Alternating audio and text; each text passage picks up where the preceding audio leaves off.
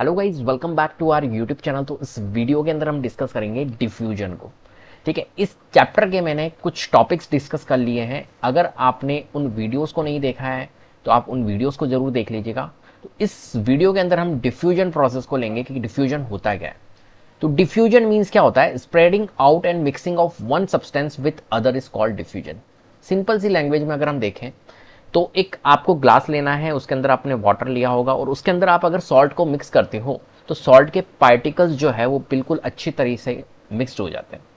अगर आप सॉल्ट के पार्टिकल्स को देखना चाहोगे तो आपको वो नहीं दिखेंगे क्योंकि वो एक तरह से क्या हो गए, मिक्सड हो गए। तो कुल मिला के एक सब्सटेंस में दूसरे सब्सटेंस जो है वो मिक्स अगर हो जाए तो वो डिफ्यूजन प्रोसेस होता है।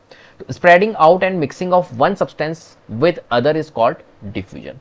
It happens in all forms of matter. ये सारी फॉर्म्स में आपका मैटर की सारी जितनी भी स्टेट्स होती है, सॉलिड, लिक्विड, गैस, सब में डिफ्यूजन प्रोसेस होता है। ठीक है, it is fastest in gases and slowest in solid. सबसे ज्यादा जो डिफ्यूजन होता है वो गैसेस में आपको फास्ट दिखेगा। ठीक है, फिर उसके बाद में आपको लिक्विड में दिखेगा। देन सबसे कम डिफ्यूजन जो होता है वो सॉलिड स्टेट के अंदर होता है। ठीक है, तो यहां पर आपको समझने वाली बात है, जैसे कि यहां पर देखो बिफोर डिफ्यूजन ये पार्टिकल्स जो थे वो बिफोर डिफ्यूजन कैसे थे, ऐसे थे। और कुछ टाइम बाद में डिफ्यूजन हुआ, डिफ्यूजन प्रोसेस हुआ और ये जो पार्टिकल्स है ये एक तरह से देखो क्या हो गए, मिक्सअप हो गए, एक दूसरे में मिक्सअप हो गए। क्लियर है? तो इस प्रोसेस को आप क्या बोलते हो? डिफ्यूजन प्रोसेस कहते हो। चलिए आगे बढ़ते हैं। तो देखिए यहां पर हम पढ़ने वाले हैं अभी सॉलिड, लिक्विड और गैस स्टेट के अंदर डिफरेंशिएट को। ये डिफरेंस का काफी क्वेश्चंस पूछे जाते हैं डिफरेंस के ऊपर। तो सॉलिड, लिक्विड और गैसेस स्टेट के अंदर क्या क्या डिफरेंसेस होते हैं इनको हम समझते हैं। तो देखिए प्रॉपर्टीज के अकॉर्डिंग हम डिफरेंस को जानेंगे। तो मास अगर हम देखें तो मास के अंदर, मास के अकॉर्डिंग अगर हम देखें तो सॉलिड जो होती है वो डिफाइनाइट होती है, लिक्विड का जो मास होता है वो डिफाइनाइट होता है और गैसेस स्टेट का भी जो मास होगा हमारा क्या होगा, डिफाइनाइट होगा। कोई भी चीज अगर सॉलिड फॉर्म में है तो उसका मास जो होगा वो डिफाइनाइट होगा, लिक्विड फॉर्म में है तो वो डिफाइनाइट मास होगा और ऐसे ही गैसेस फॉर्म में है तो डिफाइनाइट मास उसका देखने को मिलेगा। शेप क्या होता है? तो शेप सॉलिड स्टेट का क्या होगा, डिफाइनाइट होता है, आपको पता है। लिक्विड का आपने देखा होगा कि लिक्विड अगर कोई भी है, जैसे पानी है, तो पानी को जिस भी कंटेनर में डालोगे वो उसका शेप ले लेता है। जैसे कि आपने ग्लास में डाला या आप मान के चलो कि बोल में अगर आप डाल दो, कोई कटोरी में डाल दो तो वो उसका शेप ले लेता है। तो लिक्विड का कोई एक शेप फिक्स नहीं है, डिफाइनाइट नहीं है। तो acquires the shape of the container, ये कंटेनर के अकॉर्डिंग शेप ले लेता है। तो एक तरह से लिक्विड के लिए आप डिफाइनाइट नहीं बोलोगे। ऐसे गैसेस के लिए तो गैस को भी आप जिस कंटेनर में डालोगे वो उसका शेप ले लेगा। तो acquires the shape of the container हम कह सकते हैं। शेप के अकॉर्डिंग हमने डिफरेंस जाने। अब वॉल्यूम के अकॉर्डिंग देख लेते हैं। तो वॉल्यूम के अकॉर्डिंग सॉलिड जो होती है वो डिफाइनाइट होती है, लिक्विड जो होती है वो भी डिफाइनाइट होती है और गैसेस जो होती है वो इनडिफाइनाइट होती है वॉल्यूम के अकॉर्डिंग। वॉल्यूम की मीन्स क्या होता है, कैपेसिटी। तो कैपेसिटी जो होती है सॉलिड की वो डिफाइनाइट होती है, लिक्विड की डिफाइनाइट होती है, गैसेस की कैपेसिटी जो होती है इनडिफाइनाइट होती है। कंप्रेसिबिलिटी अगर हम देखें, कंप्रेसिबिलिटी मींस अगर हम उसको क्या हम उसको प्रेस कर सकते हैं, हम उसको कंप्रेस कर सकते हैं। तो सॉलिड को आप देखोगे तो सॉलिड को आप कंप्रेस नहीं कर सकते हो, सॉलिड को आप प्रेस नहीं कर सकते हो। कोई एक लकड़ी का टुकड़ा है उसको आप प्रेस कर सकते हो? नहीं। तो कंप्रेस आप सॉलिड स्टेट को नहीं कर सकते हो, सॉलिड फॉर्म में जो भी चीज है उसको आप कंप्रेस नहीं कर सकते हो, नॉट पॉसिबल। लिक्विड को आप बिल्कुल थोड़ा सा कर सकते हो कंप्रेस, और गैसेस को तो आप हाईली आप उसको क्या कर सकते हो, कंप्रेस कर सकते हो, कोई दिक्कत नहीं। और करते भी हैं, गैसेस को कंप्रेस करते भी है। कंप्रेस नेचुरल गैस सीएनजी जो होती है वो कंप्रेस नेचुरल गैस होती है, तो उसको हम हाईली कंप्रेस करते ही है। तो कंप्रेसिबिलिटी के अकॉर्डिंग अगर हम देखें तो सॉलिड को नॉट पॉसिबल है कंप्रेस करना, लिक्विड को स्लाइटली हम कर सकते हैं और गैसेस को हम बहुत हाईली कंप्रेस कर सकते हैं।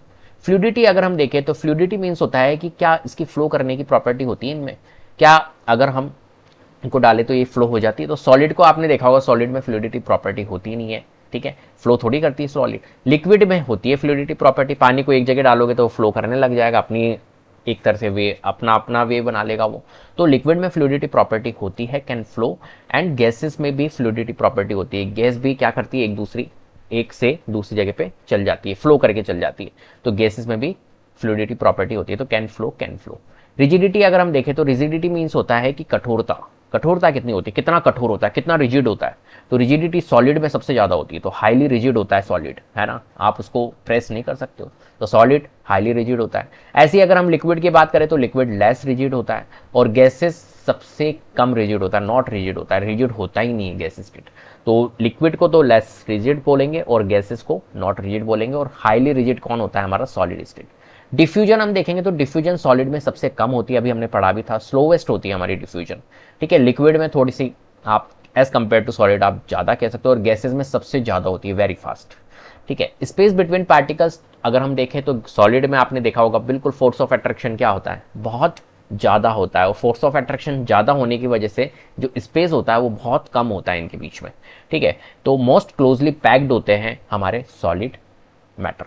लिक्विड में अगर हम देखेंगे तो लेस क्लोजली पैक्ड होंगे, एक हमारा पार्टिकल यहाँ है, एक पार्टिकल यहाँ है, थोड़ा थोड़ा दूर दूर होंगे। और गैसेज स्टेट में तो बहुत ज़्यादा स्पेस होता है, एक पार्टिकल यहाँ तो दूसरा पार्टिकल बहुत दूर है, तो गैसेज में बहुत ज़्यादा स्पेस होता है। तो लिक्विड में हम देखेंगे तो less closely packed, and gases में least closely packed. Least closely packed मतलब बहुत कम पैक्ड होते हैं, वो बहुत दूर दूर होते हैं एक्चुअली में। इन पार्टिकल्स फोर्स अगर हम देखें तो एक्चुअली से फोर्स ऑफ अट्रैक्शन क्या होता है, सॉलिड में फोर्स ऑफ अट्रैक्शन डिफाइनाइट होता है, बहुत ज़्यादा होता है। लिक्विड में देखें तो एज कंपेयर टू सॉलिड क्या होता है, कम होता है, तो weaker then in solid. And gases state में देखें तो नेग्लिजिबल फोर्स ऑफ अट्रैक्शन आपको देखने को मिलेगा, गैसेज स्टेट में नहीं होता है, बिकॉज जो पार्टिकल्स होते हैं वो बहुत दूर दूर होते हैं, और दूर दूर होने की वजह से उनके बीच में फोर्स ऑफ अट्रैक्शन नहीं होता है, ठीक है। तो सॉलिड के आपने पार्टिकल्स देख लिए होंगे, सॉलिड के पार्टिकल्स देखो इस तरीके से है, तो इनके बीच में स्पेस बहुत कम है, फोर्स ऑफ अट्रैक्शन बहुत ज़्यादा है, इस वजह से ये बहुत ज़्यादा एक तरह से रिजिड होते हैं। ऐसे ही लिक्विड को आप देखोगे तो लिक्विड में देखो थोड़ा थोड़ा सा गैप आपको देखने को मिल रहा है, और गैसेज में तो बहुत कम गैप देखने को मिल रहा है, यहाँ पर आपको फोर्स ऑफ अट्रैक्शन नहीं दिखने को मिलेगा, जबकि लिक्विड स्टेट में आपको फोर्स ऑफ अट्रैक्शन देखने को मिलेगा, एक दूसरे को वो अट्रैक्ट करते हैं पार्टिकल्स। क्लियर है, चलिए आगे बढ़ते हैं। तो देखिए एग्जाम्पल्स हम देखते हैं, example of diffusion in gases, ठीक है। सबसे पहले हम डिफ्यूजन गैसेज स्टेट में देख लेते हैं, फिर लिक्विड में देख लेंगे, फिर सॉलिड स्टेट में देख लेंगे। तो कैसे डिफ्यूजन होता है देखते हैं। तो example of diffusion in gases, तो एग्जाम्पल आपको लेना है, सबसे पहले आपको एक एक्सपेरिमेंट करना है और डिफ्यूजन प्रोसेस को आपको देखना है कि गैसेज स्टेट में डिफ्यूजन कैसे होता है। तो we take 2 gas jars, one contain brown colour bromine gas and other containing air which is colourless. जैसे कि फॉर एग्जाम्पल आपको सबसे पहले क्या करना है कि 2 गैस जार लेने, जैसे कि मान के चलो कि एक गैस जार आपने लिया, ये हमने बनाया है गैस जार, ठीक है, ये एक गैस जार ले लिया आपने, और इसके अंदर क्या होना चाहिए, आपका ब्रोमीन गैस होना चाहिए, ब्राउन कलर की जो ब्रोमीन गैस होती है वो इसके अंदर है, मान के चलो ये आपने ले ली ब्राउन ब्रोमीन गैस, ठीक है। और फिर एक गैस जार आपको और लेना है और उसको आपको ऐसे ही रख देना है, ठीक है। और उसके अंदर क्या है, एक तरह से देखा जाए तो आपने उसको ऐसे ही रख रखा है एटमॉस्फेयर में, तो क्या है उसके अंदर एयर है, एयर है। अब इस गैस जार को क्या करना है, इसके ऊपर इन्वर्ट कर देना है। देखो ये तो ब्राउन कलर का है, ब्रोमीन गैस है, अब इसके ऊपर इन्वर्टेड आपको ऐसे रख देना है। तो इन्वर्टेड जब आप रखोगे तो कैसे हो जाएगा, ये गैस जार ऐसे हो जाएगा ना, ये इन्वर्टेड जब आप ऐसे रखोगे तो होगा क्या, इसके अंदर तो ब्राउन कलर की ब्रोमीन गैस है। कुछ टाइम बाद में आप देखोगे जब इसको आप ऐसे रख दोगे, कुछ टाइम तक आप इसको रहने दोगे, तो क्या होगा कि जो इसके जो पार्टिकल्स है, जो ब्रोमीन गैस के पार्टिकल्स है, वो एक तरह से क्या होंगे, यहाँ पर भी आ जाएंगे, और ये पूरा का पूरा जो इन्वर्टेड हमारा जार था जिसके अंदर ओनली एयर थी, ठीक है, ये भी एक तरह से क्या हो गया, ब्राउन कलर का हो गया, इसके अंदर भी ब्रोमीन गैस एक तरह से चल गई। तो वो डिफ्यूजन प्रोसेस की वजह से, डिफ्यूजन की वजह से क्या हो गया, एक तरह से सब जगह पे वो चल गई। तो now we invert gas jar containing bromine gas over gas jar containing air, जैसा कि मैंने आपको समझाया। After some times we observe both gas jar becomes brown in colour. कुछ टाइम बाद में क्या होंगे, दोनों के दोनों गैस जार क्या हो जाएंगे, ब्राउन। ये तो था ही ब्राउन कलर का, ये भी हमारा क्या हो जाएगा, ब्राउनिश कलर का हो जाएगा, क्योंकि जो हमारी गैस ब्रोमीन गैस थी वो एक तरह से उसके पार्टिकल्स जो है वो इस जार में भी हमारे एक तरह से क्या हो गए, चल गए। तो this is because of diffusion bromine gas in air, जो ब्रोमीन गैस है वो एयर में भी हमारी चल गई और वो डिफ्यूजन प्रोसेस हमारा हो गया। तो इस तरीके से आप डिफ्यूजन प्रोसेस को समझ सकते हो एक्सपेरिमेंट के थ्रू। सेकेंड एग्जाम्पल है the smell of cook food reaches our nose because of the diffusion of food gas in the air. तो आपने देखा होगा कि कहीं खाना किसी किचन में बन रहा है और आप कहीं और हो, तो आपको खाने की क्या आ जाती है, एक तरह से फ्रेगनेंस आ जाती है, आपको खुशबू आ जाती है, ठीक है। तो ये क्यों होता है, स्मेल कैसे आ जाती है आपको, तो the smell of cook food reaches our nose, तो अपने नोज तक वो क्या हो गया, एक तरह से उसके पार्टिकल्स हमारे पास में पहुंच गए, और उसके पार्टिकल्स पहुंचने की वजह से हमारे को क्या आ जाती है, उसकी स्मेल आ जाती है। वो डिफ्यूजन की वजह से प्रोसेस हो पाता है। तो because of the diffusion of food gas जो है वो इन द एयर में मिल गई है और वो आपके नोज तक पहुंच जाता है, जिससे कि आपको फ्रेगनेंस या स्मेल आप बोलना चाहो तो वो आपको आ जाती है। एग्जाम्पल नंबर 3 आप समझ सकते हो, the smell of perfume. Perfume का भी आप ले सकते हो, इंसेंस स्टिक का भी आप ले सकते हो, अगरबत्ती का भी ले सकते हो। तो दोनों क्या, यही अगरबत्ती आप कहीं जलाओगे तो देखो दूसरे रूम में कहीं कॉर्नर पे कोई रूम है, वहाँ पर आपकी उसकी फ्रेगनेंस आ जाती है। ऐसे आप परफ्यूम की फ्रेगनेंस को आप देख सकते हो, कहाँ पे आ जाती है उसकी स्मेल। ठीक है, तो आप इस तरीके से आप इन चीज़ों को समझ सकते हो कि हाँ ये डिफ्यूजन प्रोसेस की वजह से ही पॉसिबल हो पा रहा है कि जो पार्टिकल्स है वो एक तरह से मिक्सअप हो रहे हैं ना, एयर के अंदर मिक्सअप हो गए उसके पार्टिकल्स परफ्यूम के, और वो एक तरह से हमारे नोज तक पहुंच गए, जिससे कि हमारे को फ्रेगनेंस आ जाती है। अगरबत्ती के पार्टिकल्स एयर में मिक्स होकर वो डिफ्यूज हो गए और एक तरह से वो हमारी नोज तक पहुंच जाते हैं, इसलिए हमारे को उसकी फ्रेगनेंस आ जाती है। तो ये डिफ्यूजन प्रोसेस हो रहा है, एक तरह से एयर में मिक्स हमारे क्या हो रहे हैं, एक तरह से वो पार्टिकल्स हो रहे हैं जिस भी हम सब्सटेंस को एक तरह से यूज में ले रहे हैं, जैसे कि अगरबत्ती हुई या आपका परफ्यूम हुआ। चलिए आगे बढ़ते हैं। Example of diffusion in liquid, liquid के अंदर देखते हैं डिफ्यूजन कैसे होता है। जैसा कि आपने देखा होगा, if a drop of ink is put in a jar of water the colour soon spread to the whole of the jar. तो इंक को जैसे ही आप जार में डालोगे कोई, तो क्या हो जाएगा, फटाफट से वो क्या हो जाएगा, पूरा का पूरा जार ब्लू कलर का हो जाएगा। तो this is due to the diffusion of ink particles in water. ठीक है, वाटर के अंदर अगर आप एक दो ड्रॉप इंक के डाल दोगे तो वो पूरा क्या हो जाएगा, ब्लू कलर का हो जाएगा। वो किस वजह से हुआ कि वाटर के पार्टिकल्स जो है और इंक के पार्टिकल्स जो है वो एक तरह से क्या हो गए, मिक्सअप हो गए, और मिक्सअप होना ही एक तरह से क्या है, डिफ्यूजन प्रोसेस है। तो डिफ्यूजन हो गया। एग्जाम्पल नंबर 2 आप ले सकते हो, if A crystal of potassium permanganate. तो पोटेशियम परमैंगनेट के क्रिस्टल्स अगर आप डाल दोगे वाटर के अंदर तो क्या होगा, एक तरह से पूरा का पूरा हमारा जो वाटर था वो एक तरह से पर्पल कलर का हो जाएगा, पर्पल कलर का सोल्यूशन हो जाएगा। तो the whole water soon turns into a purple colour. तो पोटेशियम परमैंगनेट, आपको ये याद रखना है, पोटेशियम परमैंगनेट के क्रिस्टल्स क्या करते हैं, वाटर को पूरा पर्पल कलर में कन्वर्ट कर देते हैं। तो छोटा सा एक क्वेश्चन यहाँ से बन सकता है। तो ये भी एक तरह से क्या हो रहा है, पोटेशियम परमैंगनेट के जो क्रिस्टल्स है, जो वो उसके पार्टिकल्स हैं, वो एक तरह से वाटर में मिक्सअप हो रहे हैं अच्छे से, जिसकी वजह से पूरा हमारा वाटर था वो पर्पल कलर का हो गया। ठीक है, चलिए आगे बढ़ते हैं।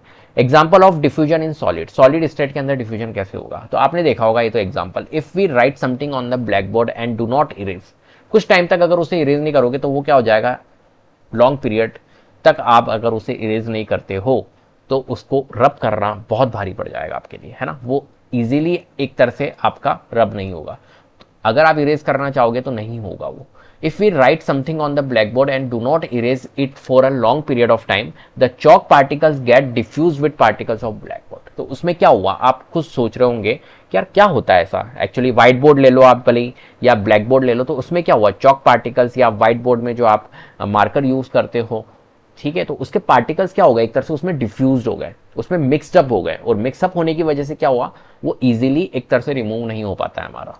ठीक है, तो वहां पर भी आपका डिफ्यूजन प्रोसेस हो रहा है। तो the chalk particles get diffuse with particles of black board, hence we find it difficult to erase. इसलिए हम उसको इरेज नहीं कर पाते हैं, हमारे को परेशानी होती है, फिर हम कुछ ना कुछ करके गीला वीला करके फिर उसको हम इरेज करते हैं। ठीक है, चाहे आप व्हाइट बोर्ड में देख लो वो चीज़ होती है, चाहे ब्लैक बोर्ड में देख लो चॉक के अकॉर्डिंग। तो ये डिफ्यूजन प्रोसेस हमारा वहां पर भी होता है। ऐसे if two metals block are bound together and kept for a few years, दो मेटल्स आप ले लो, दो मेटल्स को आप रख दो साथ में, ठीक है, साथ में रखनी है और कुछ सालों तक आपको रख देना है। कुछ टाइम बाद में आप देखोगे तो एक दूसरे जो एक दोनों मेटल थी, वो उनके दोनों मेटल के जो भी सब्सटेंसेस थे वो एक तरह से उनके पार्टिकल्स जो थे वो एक दूसरे पे क्या है, आ गए होंगे। ठीक है, तो ये प्रोसेस भी क्या होता है, इस वजह डिफ्यूजन प्रोसेस हो रहा है। डिफ्यूजन की वजह से क्या होता है, वो एक तरह से मिक्सअप हो गए, उसके जो पार्टिकल्स है वो मिक्सअप हो गए। तो particles of both box mix with each others, इस वजह से क्या होता है, आप देखोगे कि उनके पार्टिकल्स जो है वो एक दूसरे को मिक्स हो गए, तो वो थोड़ा सा कलर चेंजेस या आपको ऐसा कुछ देखने को मिल जाएगा, ग्रीनिश कलर का हो जाएगा या कुछ। तो दोनों के पार्टिकल्स एक दूसरे के ऊपर मिक्सड हो जाएंगे। तो दो मेटल्स को आप कुछ टाइम तक आप रख दोगे, कुछ सालों तक आप रख दोगे, तो आपको ये चीज देखने को मिलती है। तो वहां पर भी एक तरह से क्या होता है, डिफ्यूजन प्रोसेस हमारा लगता है। तो डिफ्यूजन सिंपल सा मतलब है कि दो सब्सटेंस का मिक्स होना डिफ्यूजन है।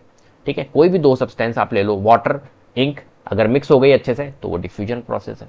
ठीक है, तो डिफ्यूजन को आपने इस वीडियो के अंदर समझा, तो मैं उम्मीद करता हूँ आपको वीडियो पसंद आई होगी। अगर वीडियो पसंद आई है तो प्लीज़ लाइक कीजिए, शेयर कीजिए, चैनल को सब्सक्राइब कर लीजिएगा, बेल आइकन को जरूर प्रेस कर लीजिएगा, जिससे कि अपकमिंग वीडियोस के नोटिफिकेशन आपको टाइम टू टाइम मिलते रहे। Thank you so much.